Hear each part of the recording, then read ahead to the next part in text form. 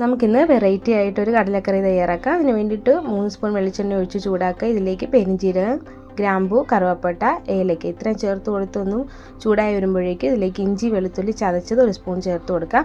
ഒരു സവാള കട്ട് ചെയ്തും കൂടെ ചേർത്ത് കൊടുത്ത് നന്നായിട്ടൊന്ന് സോഫ്റ്റായി വന്നു കഴിഞ്ഞാൽ കറിവേപ്പില, മല്ലിപ്പൊടി, മസാലപ്പൊടി, പെരുംജീരകം പൊടിച്ചത് ഇത്രയും 1/4 സ്പൂൺ വീതം ചേർത്ത് കൊടുക്കാവുന്നതാണ്. ഇതൊന്ന് മൂത്ത് കഴിഞ്ഞാൽ ഇതിലേക്ക് ഒരു പച്ചമുളകും അതുപോലെ തന്നെ നന്നായിട്ട് പഴുത്ത ഒരു തക്കാളിയും കൂടെ കുറച്ച് കനത്തിൽ തക്കാളി കട്ട് ചെയ്തിട്ട് കൊടുക്കാം.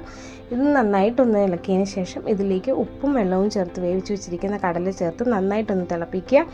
ഇനി നമുക്ക് കുറച്ച് കടല എടുത്ത് തൊലി കളഞ്ഞിട്ട് കുറച്ച് കാഷ്നട്ടും കൂടെ ചേർത്ത് നന്നായിട്ടൊന്ന് അരച്ച് ഈ ഒരു പരുവത്തിൽ ഇതിലേക്ക് ഒഴിച്ചു കൊടുക്കാവുന്നതാണ്. ഇനി ഇതെല്ലാം കൂടെ കൂടിയിട്ട് നന്നായിട്ടൊന്ന് മിക്സ് ചെയ്ത് കൊടുക്കുക.